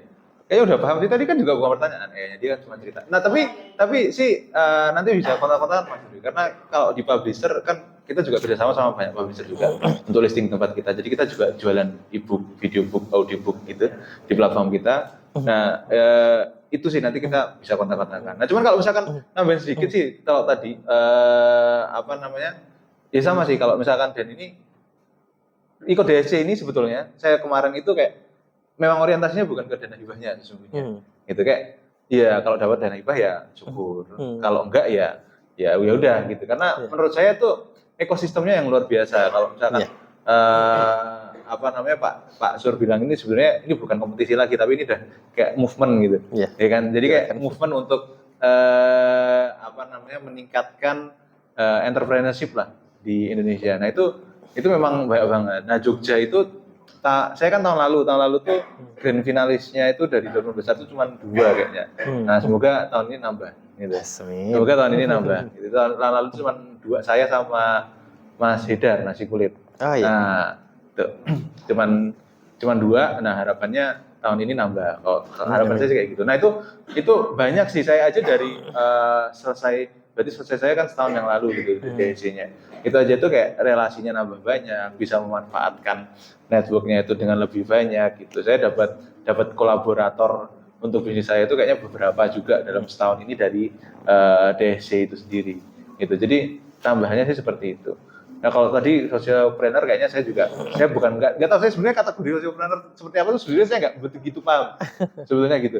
Nggak tahu kalau saya kan saya juga sebenarnya gini, saya tuh juga ngajakin guru-guru untuk nulis gitu kan. Terus bukunya saya riliskan, terus saya jualkan ke sekolah lainnya. Itu apakah masuk socialpreneur aku nggak tahu. Cuman saya melakukan itu gitu. Mungkin kalau ya sama sih saya juga komentarnya sama Mas Andrew. Yang penting works nggak sih itu tuh cycle-nya tuh bisa dipertahankan secara sustain gitu. Sebetulnya itu menurut saya kayak gitu sih. Oke. Ternyata banyak sekali manfaat ikut DSC ini. Salah satunya adalah DEN, yaitu Diplomat Entrepreneur Network. Yang dimana submit proposal aja udah bisa punya banyak banget link atau relasi secara nasional ya, lingkupnya nasional, sangat kencang sekali. Mungkin kita lanjut ke pertanyaan kedua. Belum ya Bapak Ibu, 1, 2, 3 kan? Oke, Bapak yang di sana silakan ajukan pertanyaannya. Assalamualaikum warahmatullahi wabarakatuh. Waalaikumsalam warahmatullahi wabarakatuh. Terima kasih untuk moderator dan narasumber yang terhormat Mas Andromeda dan Mas Yudan. Perkenalkan nama saya Nusron Habibur Rahman, biasa dipanggil Nusron. Jadi ya kata-kata yang menginspirasi hari ini adalah mungkin the man punya tegak, ya. Artinya ya walaupun AI itu ya algoritmanya semakin berubah, tapi senjata utama ya yang memegang bukan pistolnya itu sendiri seperti itu. Nah, sama seperti dalam berbisnis ya ataupun berorganisasi. Berbisnis adalah suatu organisasi juga ya Mas Andro dan Mas Yudan. Nah, dalam berbisnis itu pasti ada konflik, mungkin konflik internal ataupun eksternal. Ya, mungkin apa yang kira-kira ketika ada konflik internal kita punya SDM yang bagus, namun tidak bisa kita atur. Tiba-tiba keluar masuk dan sebagainya. Itu menjadi kendala ketika kita berbisnis. Bagaimana menjadikan mereka itu loyalitas gitu, di bidang bisnis kita. Kemudian yang kedua, saya yakin yang semua yang ada di sini, Bapak Ibu ataupun mahasiswa ya ingin sekali ikut DEN ataupun ikut submit proposal. Nah, kiat-kiat apa saja, mungkin apa saja yang harus disampaikan dalam proposal. Entah itu harus bisnisnya udah sustainable, apakah sudah beromset ratusan, bahkan untuk miliaran, atau umurnya udah berjalan berapa lama, atau punya yang namanya diferensiasi ataupun perbedaan dari bisnis-bisnis yang lain. Apakah itu yang harus dijelaskan di dalam proposal atau seperti apa? Dan ada apa yang harus disampaikan di profil juga, apakah harus ada maksimal atau minimal duplikasi, kemudian ada dokumentasi dan sebagainya. Mungkin itu saja mungkin yang bisa saya tanyakan. Terima kasih. Oke. Mungkin boleh dijawab Mas Yuda dulu. Oh, iya. Mas Andro ya. Oke, Mas siapa tadi Pak? Yusron. Ya, oke, Mas Yusron, ini tadi yang pertama masalah SDM. Saya sendiri juga waktu bikin Proya ini agak gegar budaya sebenarnya dengan SDM saat ini. Ya apalagi Gen Z itu ya, itu saya sebenarnya juga agak gegar budaya. Ini sebenarnya cara nge-treatment mereka tuh bagaimana? Gitu, Gen Z karena itu sangat unik Mas Yuda. sangat unik gitu kan. Dikerasin nggak bisa, gitu. Dipelangin juga nggak bisa, gitu. Jadi kayak ini gimana cara nge-treatmentnya gitu. Nah, menurut pengalaman saya ada satu poin yang akhirnya bisa saya gunakan untuk membuat mereka itu kayak push the limit, bisa melakukan yang terbaik bahkan lebih dari yang diminta. Itu poinnya satu, gampang kalau saya. Kalau saya adalah mencari tahu sebetulnya impian dia itu apa. Satu, yang kedua saya tanya, dengan kamu gabung sama saya itu mendekatkan dirimu ke impianmu enggak? Gitu. Kalau enggak ya enggak usah. Kalau iya, ya udah kerja ning kene gitu, gitu. Untuk mendekatkan kamu ke impianmu. Gitu. Bukan buat saya, tapi untuk kamu sendiri. Kamu punya impian, jelas nggak impiannya? Gitu. Jadi ada sharing session kalau saya itu jelas nggak impiannya. Jangan-jangan itu cuma keinginan di siang bolong gitu. Atau kamu bisa mendetailkan. Nah, kalau udah tahu tuh kamu impianmu, ya udah. Menurutmu bisa nggak kamu kerja di sini tuh mendekatkan dirimu ke impianmu itu? Aku bisa kasih ini, dan aku expect ini sama kamu. Memang kadang-kadang mereka transaksional sekali kayak gini. jadi ya udah, aku bisa kasih ini, aku harap kamu kasih aku ini, gitu. Dari ini bisa mendekatkan kamu ke impianmu. Kalau enggak ya nggak apa-apa, gitu. Kalau enggak ya better kamu cari tempat lain, gitu. Itu sebenarnya tips sedikit yang saya pakai ya Mas, karena memang saya sendiri juga agak gegar budaya waktu itu. Sebenarnya gimana sih Gen Z itu? Tapi saya bisa dapat poinnya itu saat saya melakukan itu. Waktu itu gitu. Terus tadi masalah tips DSC ya. Kalau pertanyaan adalah ini apakah sudah harus ada kategori khusus, udah jalan berapa lama traction-nya, udah berapa omsetnya, udah berapa? Itu sebetulnya nggak ada. Karena kalau di tahun lalu, saya nggak tahu kalau angkatannya Mas Andrew, tapi kalau di angkatan saya, itu sampai dengan 12 besar, kalau nggak salah, itu masih ada yang ideation. Jadi bahkan bisnisnya belum ada, itu ada. Gitu. Nah, cuman kayaknya yang grand finalis itu sudah ada semua. Nah, memang challenge-nya kan berbeda nih. Tantangannya berbeda antara ini yang sudah jalan pun kan tahapannya berbeda. Masih validasi, ya kan, jalannya itu masih tahap validasi, sudah tahap pengembangan, itu kan meningkatkan traction-nya, atau sudah dalam tahap menstabilkan kan gitu, atau sudah dalam tahap layu kan gitu kan. Ya kan, jalan aja kan ada berbagai tahapan gitu. Nah, itu pun tantangannya kan berbeda-beda di situ. Nah, cuman kalau misalkan untuk yang ideation ini kan mereka tantangannya adalah bisa memberikan assessment yang lebih valid, yang lebih rigid mengenai ide mereka, kan gitu. Sedangkan yang sudah berjalan ini kita harus bisa menyajikan next step-nya itu mau ngapain. Sebetulnya kalau tipsnya itu begini, tipsnya itu adalah kita hadir di sini, kita sudah punya bisnis.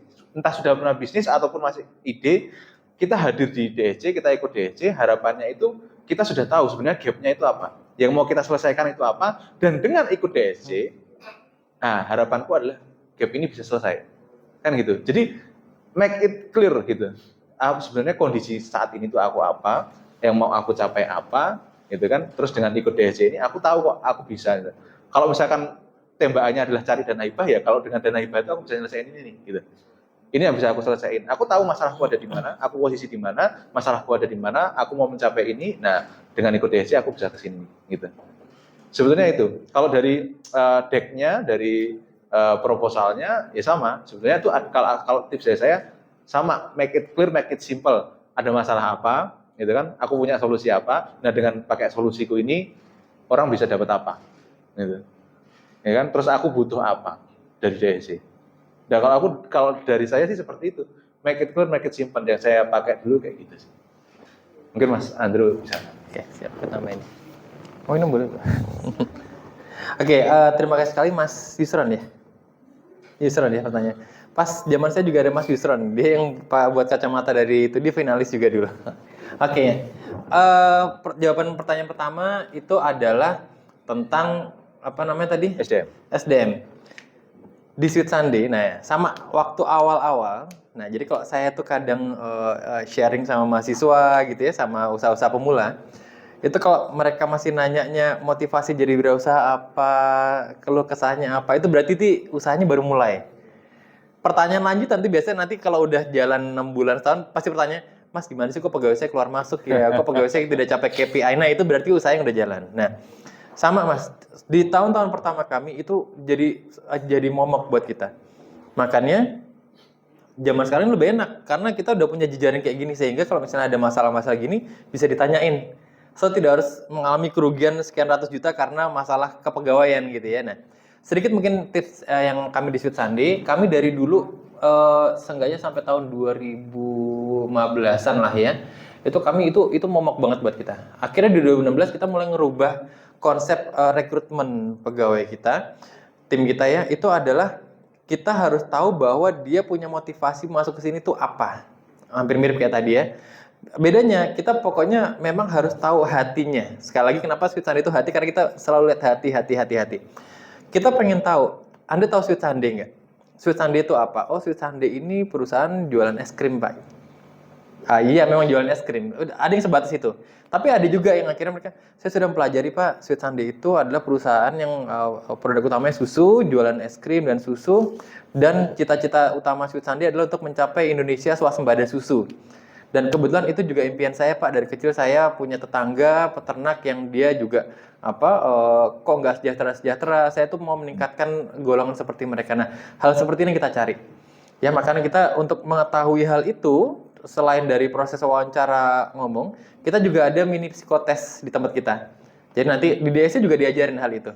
Ya, nanti diajarin bagaimana melakukan mini psikotes, bagaimana supaya dapat orang yang memang benar-benar pas dengan kita, tanpa kita harus butuh yang benar-benar manggil psikolog gitu ya.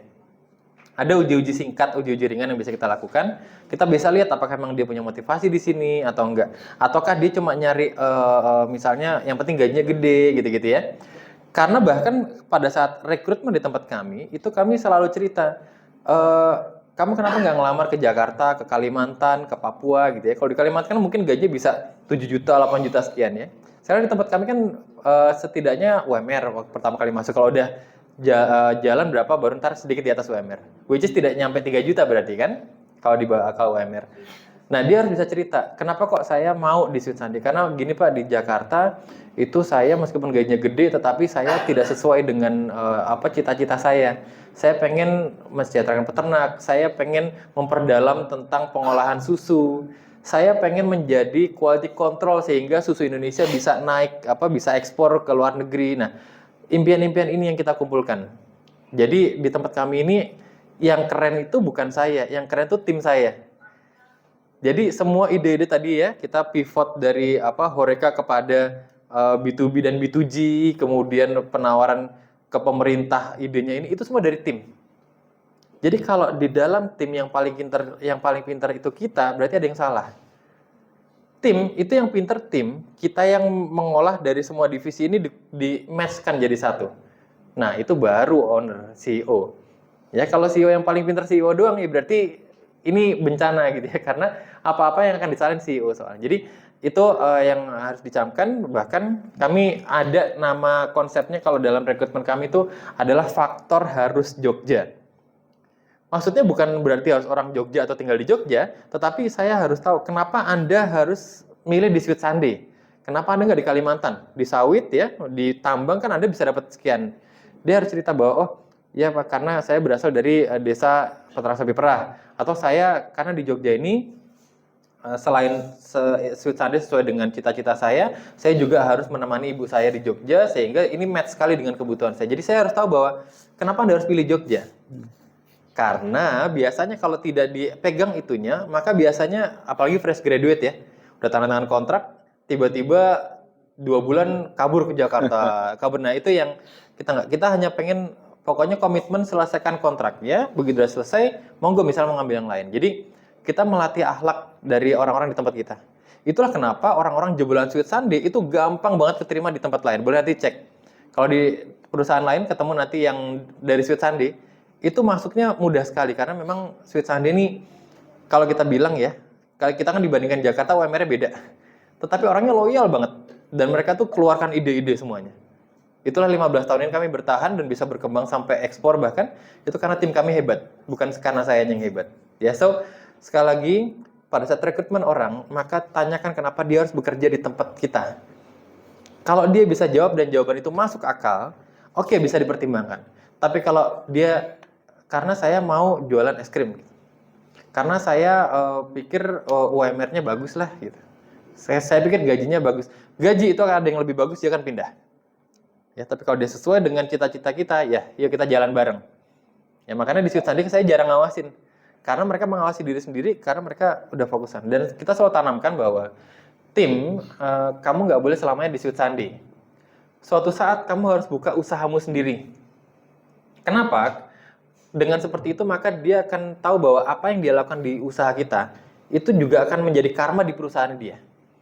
Jadi kalau misalnya dia nanti membuat, wah dia nyolong uang, nyolong es krim di tempat kita gitu ya, maka itu juga yang akan terjadi di pegawainya dia besok di perusahaan yang baru.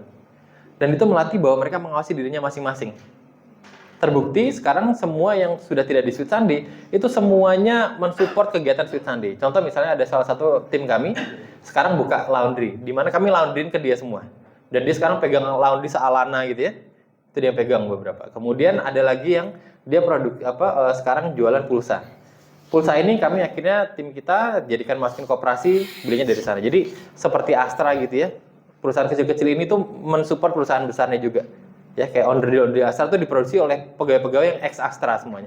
Nah, kami seperti itu yang kami lakukan. Kebetulan kami juga supply ke Astra sehingga kita turut juga mengadaptasi itu. Kemudian kedua tentang bisa nggak sih kalau misalnya usahanya baru jalan, baru konsep, kemudian bisa ikut, bisa menang. Bisa, ya. Saya kasih contoh di tempat saya, kalau tadi mungkin di tempatnya Pak Judan ada tidak sampai 5 besar ya. Sampai cuma 12 besar. 12 besar ya. Di tempat saya 3 besarnya itu salah satunya itu adalah idenya berkonsep. Boleh cek Instagram atau Google-nya namanya Hear Me. Hear Me. Ya. Yang punya itu namanya Mbak Ata. Anaknya tuh waktu itu masih umurnya berapa sih? 18 tahun dia, baru 18 tahun. Itu pun dia ITB kan waktu itu, baru konsep. Anaknya cantik pula gitu ya. Jomblo pada saat itu. Sekarang udah punya kali ya. Udah punya. Dan tapi menariknya, sekarang Hirmi dengan Atta ini, itu yang dibawa Pak Jokowi kemana-mana. Coba boleh cek nanti Hirmi. Ya, Hirmi itu jadi dia buat aplikasi, yang kalau misalnya ada teman tuli sama teman dengar gitu ya, kan kalau kadang kita nggak ngerti bahasa isyarat. Dengan kita pengen ngomong, saya mau pergi ke Beringharjo. Nanti di sini akan muncul, kemudian nanti akan ada orang memperagakan gini-gini. Sesimpel itu. Nah, waktu itu masih bentuknya konsep, dia belum punya aplikasi itu. Tapi dia juara 3 di tempat kami. Kebetulan waktu itu best of the best-nya saya, juara 2 yang ini tentang dapat pendanaannya ya. Kedua itu waktu itu si Brown Chips, ketiga itu dia. Jadi buat teman-teman yang idenya baru konsep, itu jangan berkecil hati. Sudah dibuktikan ya, ini adik kita yang umurnya baru 18 tahun pada saat itu, kemudian dia pun waktu itu putri di ITB, dia bisa sampai 3 besar. Nah, bukan tidak mungkin bisa jadi juara 1 malahan ya. Makanya ayo kalau yang punya ide, konsep itu nanti yang penting ditajamkan. Harus tahu bisnis modelnya seperti apa, revenue stream dari mana, nanti bisa beri dampaknya apa. Apa strategi paling menentukan di dalam pengisian proposal yang dilihat pertama adalah sustainable bisnisnya. Bisnis tidak masuk akal, udah nggak akan masuk. Itu pertama dilihat. Kedua adalah dampak sosialnya. Ini 2 ini paling gede. Ya, sisa yang lainnya nanti tentang keuangan segala macam itu rata-rata lah, semua pasti bisa ngisi. Tapi yang paling dilihat adalah bisnis ini sustainable-nya masuk akal nggak? 5 tahun kemudian masih ada apa enggak? Kedua, dampak sosialnya apa? Karena dampak sosial ini nggak hanya di DSC. Kalau teman-teman ikut lomba kewirausahaan apapun, lomba kewirausahaan itu biasanya dari CSR, betul nggak? CSR itu pasti kan harus berdampak ke masyarakat. So, perusahaan yang melaksanakan kompetisi bisnis kayak gini, itu pasti pengen pemenangnya memberi dampak sebanyak mungkin. Tetapi usahanya harus sustain. Ya, baik di DSC maupun di tempat lain. Ini tips and triknya untuk kalau ikut lomba kewirausahaan. Salah satu di DSC, dua ini penting banget. Ya, dampak sosial dan sustainability. Jadi jangan hanya berdampak, tetapi juga 5 tahun, 10 tahun ke depan harus masih ada dan berkembang. Ya, jadi dipikirkan itu nanti diisikan dalam pengisian proposal di dalam website. Insya Allah dan sarannya tidak usah menargetkan menang. Karena menargetkan menang itu bikin teman-teman stres semuanya. Saya itu nggak ada target menang. Bahkan ini uniknya ya. Saya tuh lupa bahwa saya tuh ngisi proposal DS ya. Jadi tiba-tiba selamat Anda menang. Oh, yang waktu itu tak isi ya. Jadi intinya memang kami itu tidak berharap menang. Jadi kami relax. Sehingga pada saat sampai final nanti boleh cek di YouTube ya kalau pas lagi finalnya saya tuh karena nggak ngarep menang jadi saya paling lepas aja gitu ya. Makanya begitu menang saya nangis. Kalau saya menang jadinya jadi ya seperti itu. So tipsnya jangan target menang. Targetnya adalah dapat link dan juga dapat ilmu. Menang itu bonus ya. Kalau sudah Allah berkehendak pasti teman-teman dimenangin kok ya. Itu aja dari saya. Thank you. Terima kasih banyak Mas Andro dan Mas Ida. Oke, untuk pertanyaan ketiga, bagi para challenger yang ingin bertanya boleh mengangkat tangan lagi ya. 1, 2, 3. Mbak dengan kerudung hitam di bagian depan boleh bertanya. Ya,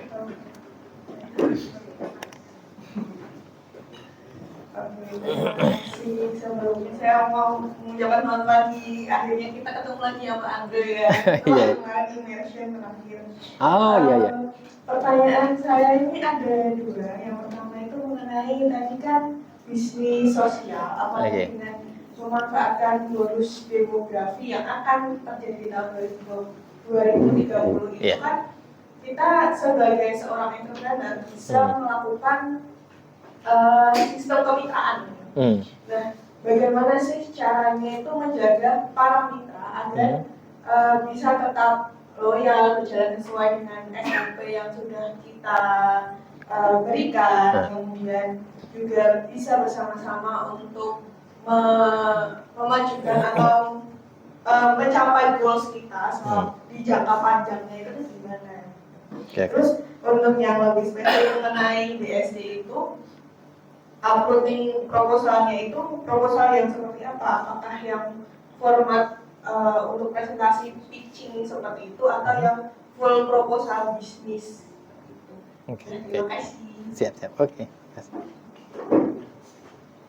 Mungkin boleh dijawab oleh Mas Andro. Aku? Cara menjadikan cara menjadikan mitra bisnis agar loyal. Oke, baik. Terima kasih pertanyaannya, Mbak. Nanti Mas Yudan boleh tambahin ya, kalau misalnya ada yang kurang. Biar air saya nggak habis langsung nih. Jadi pertama, mitra bisnis itu tim kita, pegawai kita juga mitra. Ya, mitra itu bisa jadi peternak kami yang mensuplai susu ke kita, bisa jadi juga pegawai kita atau tim kita yang mensupport kita, bisa juga distributor kami yang ada di Jakarta, Semarang, Bali. Bisa juga warga sekitar yang kita panggil pada saat kita lagi banyak event ya atau lagi orderan lagi gede, mereka kita rekrut sebagai casual atau pegawai yang bayar harian. Semuanya mitra. Nah, bagaimana supaya mitra ini semuanya loyal sama kita? Jangan buat mereka loyal sama perusahaan. Tapi buat mereka loyal pada tujuan atau impian mulia dari perusahaan. Ya, pada saat kita bilang tolong dong loyal ke Sweet Sunday biar Sweet Sunday lebih gede nanti. Ngapain gue gedein perusahaan orang, mendingan gue buat perusahaan sendiri. Tapi kalau ayo Pak kita kolaborasi Pak, bantu kita produksi karena kebetulan kami dapat orderan banyak. Ini biar susunya peternak keserap semuanya. Ayo Pak peternak tambahin lagi populasi sapinya, pakannya diperhatikan lagi, kebersihan kandang diperhatikan lagi. Buat apa? Biar terserap dan nanti ditambahin lagi sapi. Indonesia jadinya nggak perlu impor sapi lagi. Nggak perlu impor susu lagi tahun-tahun depan. Lumayan Pak, 21 triliun per tahun. Kalau itu dibuang ke luar negeri, ya itu ada di Indonesia, Bapak tahun depan naik Alphard. Ya kan mana kan mau dong peternak kita naik Alphard, naik Fortuner ke depan. Jadi lebih sejahtera. Sehingga ayo ceritakan impian kita ke banyak orang. Kalau impian kita diceritakan ke banyak orang bahwa oh Sweet Sunday itu bukan jualan es krim tetapi mau membuat peternak Indonesia sejahtera dan swasembada susu. Pasti teman-teman semua hatinya udah mulai tergerak ya bahwa besok kalau aku nikahan aku pesan Sweet Sunday deh gitu. Ada yang belum nikah di sini? Ada yang baru nikah sekali? Oke.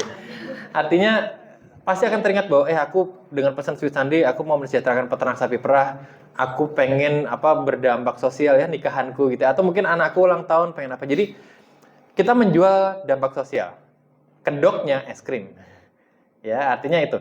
Jadi tujuan utamanya apa itu yang kita ceritakan sehingga orang-orang mau mendukung impian kita. Oke, kayak teman-teman mungkin pernah lihat perusahaan-perusahaan besar ya. Perusahaan-perusahaan besar itu kenapa bisa besar? Karena mereka menciptakan impiannya dan orang-orang mendukung impian itu. Harley Davidson tahu? Harley Davidson itu merek apa? Motor. Yes. Itu punya siapa? Tahu nggak yang punya siapa? Kenapa Harley Davidson motornya sederhana tapi bisa di seluruh dunia dan mahal banget? Karena itu impian satu kota. Ya, pemilik Harley Davidson adalah koperasi. Ya, jadi tadinya perusahaan ini tuh kecil, kemudian dia butuh pengembangan besar, akhirnya dia buat kooperatif, dan seluruh kota itu mendukung usaha ini bersama-sama. Yuk kita sejahterakan, kita kembangkan Harley Davidson supaya kota kita nih kooperasinya sejahtera semuanya. Kita dukung bareng-bareng sehingga itulah kenapa Harley Davidson jadi gede-gede semua. Ya, dengan koneksi-koneksi warganya, mereka punya senator sini, presiden sini segala macam, sehingga yang pakai itu orang-orang gede semua. So itu. Pada saat kita mewakili impian banyak orang, maka yang doain kita tuh banyak. Dan mereka tanpa kita minta loyal, mereka loyal ke kita. Di Sweet Sunday itu banyak catering yang kalau ditawarin es krim sama yang lain, Bu, punya kita lebih murah Bu, nanti kita kasih tempo deh Bu. Enggak Mas, saya maunya sama Mas Andro Bayuki, saya anggap anak loh Mas sama mereka gitu. Simple ya, kok nganggap anak doang. Padahal nih mau nembusin harganya lebih murah, temponya lebih panjang gitu ya, servisnya lebih ini, tapi enggak. Yang kita pegang hati, bukan otak. Selama yang dipegang otak, maka logika. Lebih murah, servisnya lebih bagus, gue pilih dia. Tapi di Sweet Sunday, semua kegiatan keraton itu gelatonya pakai kita. Kenapa? Karena kita memakai dampak sosial. Kita bicara itu. Ya, jadi itu nggak bisa ditawar, dan itu nggak bisa di-copy sama siapapun. So, untuk membuat orang loyal adalah, yuk sama-sama bangun impian kita bersama. Impiannya Sweet Sunday adalah impian Anda-Anda semua. Itu yang kita bangun. Sama impianmu juga harus mewakili impian banyak orang. Jangan cuma impianku adalah mau naik Alphard gitu. Iya, berarti gue dukung lo beli Alphard dong ya. Itu sesimpel itu, terlalu jelek. Tapi kalau Pak supaya kita semuanya sejahtera, nanti peningkatan kesejahteraan di Yogyakarta meningkat sekian, kemudian itu. Jadi impian Sweet Sunday itu mewakili impian pemerintah Indonesia, warga Indonesia, peternak dan semuanya. Kedua, proposal ya. Tadi proposal bentuknya kayak gimana? Formatnya udah ada di situ. Jadi dirimu tinggal isi kolom-kolomnya aja deh.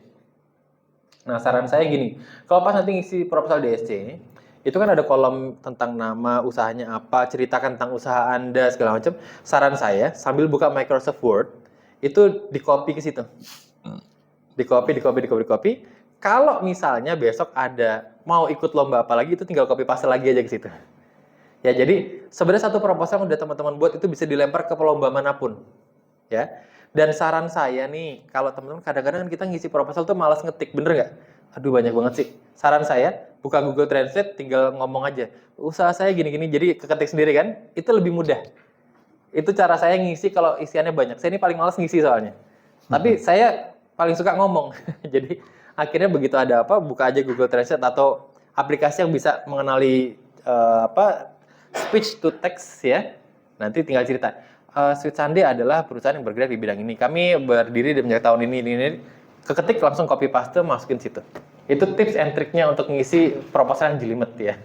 Karena biar bisa lebih simpel. Karena kadang orang lebih mudah ngomong daripada ngetik soalnya. Ya kan? Terjawab pertanyaannya. Ya, nanti proposal tinggal ngikutin formatnya aja udah ada di itu.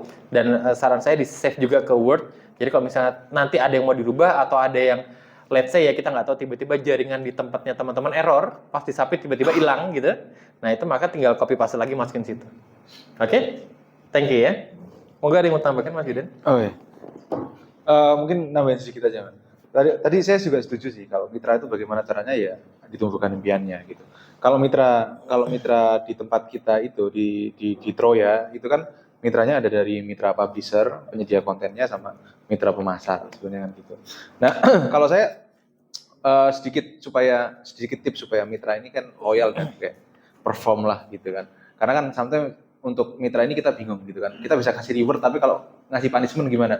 Apalagi bukan karyawan mitranya gitu, mitra lepas misalkan gitu. Nah, itu kalau kita mau kasih punishment kok kayaknya kita tidak berhak atas punishment itu gitu. Nah, kalau saya melakukannya begini. Saya buat memunculkan impiannya dengan cara kayak gini. Buat mereka tuh jadi kayak pahlawan di sini gitu. Jadi kayak kalau ada tahu cerita Batman itu dia Batman-nya kita tuh cuman Alfred-nya gitu loh. Gitu ya. Jadi kayak let's say kayak misalkan aku mau ngomongin sama publisher nih gitu. Kita ngomongin ide besar kita, memang itu kan untuk peningkatan literasi kan gitu. Peningkatan literasi. Nah, sebetulnya tuh yang berperan tuh kamu loh, hey publisher gitu. Kontenmu ini bagus, ini bisa meningkatkan ini gitu. Nah, aku tuh cuman bantu untuk mendistribusikannya. Kan gitu. Nah, cuman untuk meningkatkan ini kita butuh lagi inovasi dari kamu. Jangan cuman buku teks dong, misalkan gitu. Buatlah buku interaktif, buatlah buku video book, buatlah audiobook gitu.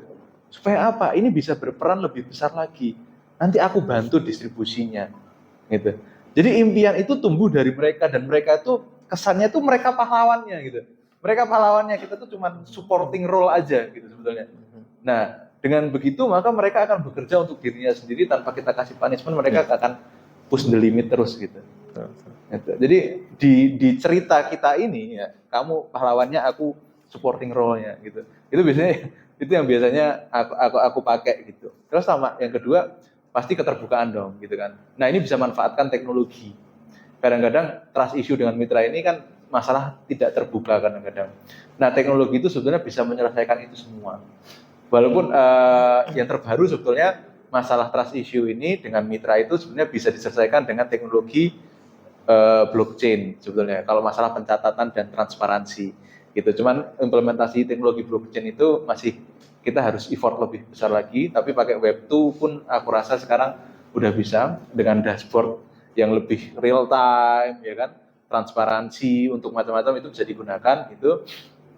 Kalau punya kemampuan di blockchain, bisa implementasi blockchain itu lebih oke lagi. Jadi ledgernya itu kan dari blockchain lah gitu. Nah, itu bisa digunakan.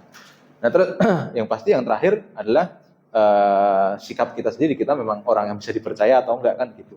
Sehingga mereka kerja sama-sama kita tuh jadi loyal. Kalau kita tuh udah sekali cedera janji, kita nggak bisa dipegang omongannya dari sikap-sikap kita itu kelihatan kita orang yang dipercaya, saya rasa juga mitra tidak akan mau loyal sama kita, apalagi sampai ngomongin mereka push the limit sampai bantu bisnis kita, itu saya rasa nggak mungkin terjadi.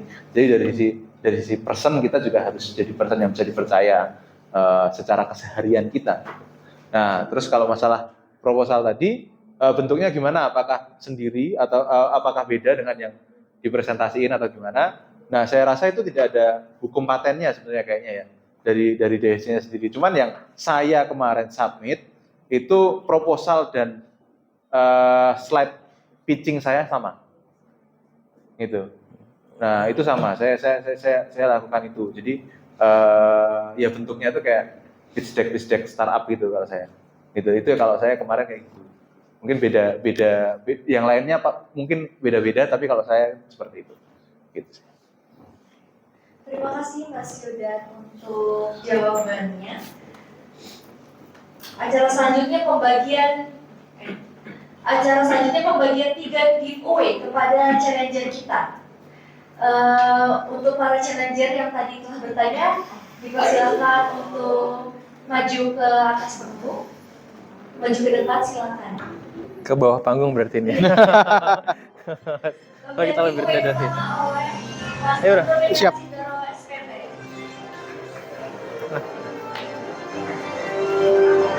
Siapa yang pertama? Oke, enggak. Azri dulu. Dari WMI ya?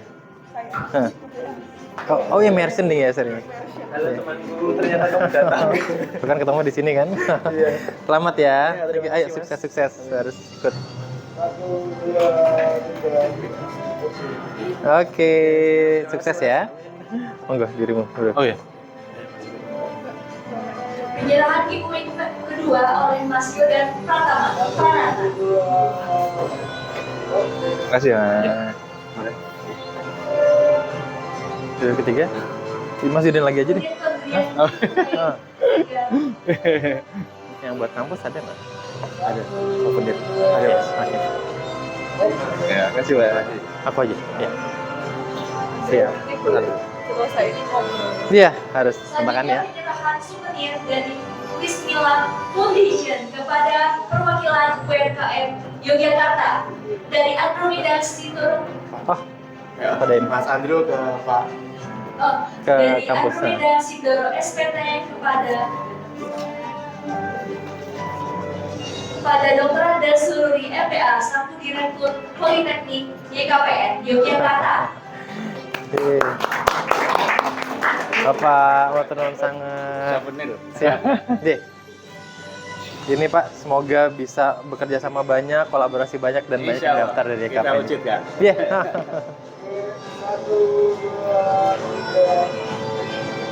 Oke, semoga sukses selalu Pak, berkembang semuanya. Foto sekali lagi. Oh, itu lagi. Oke. Siap. Udah gini ya.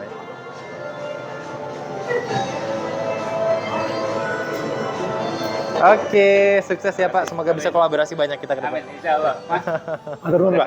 Semoga bisa kolaborasi lagi Pak. Iya. Kita langsung foto ya Pak. Ya. Langsung Harus ke depan? Apa ya kita balik ke sana? Teman-teman yang tadi dapat giveaway mungkin bisa maju lagi. Bawa giveaway-nya nggak apa-apa. Ya. Ke sebelah sini. Nah. Silakan.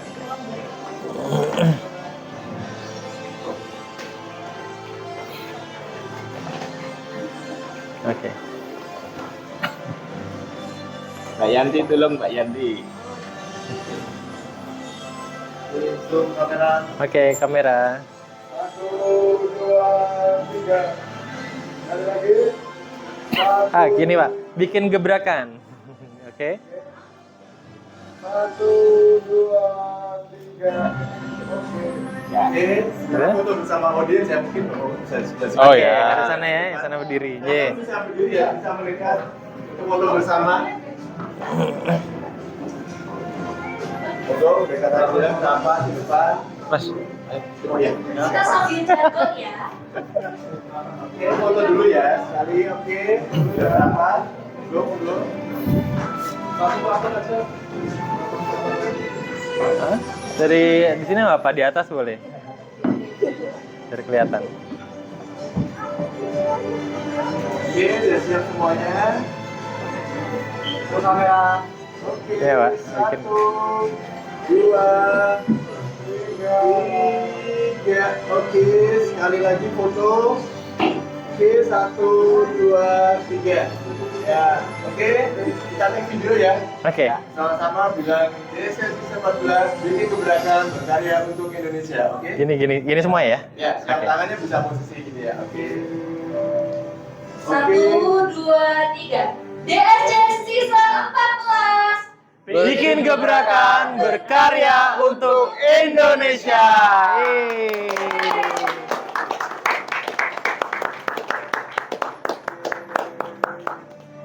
Oke.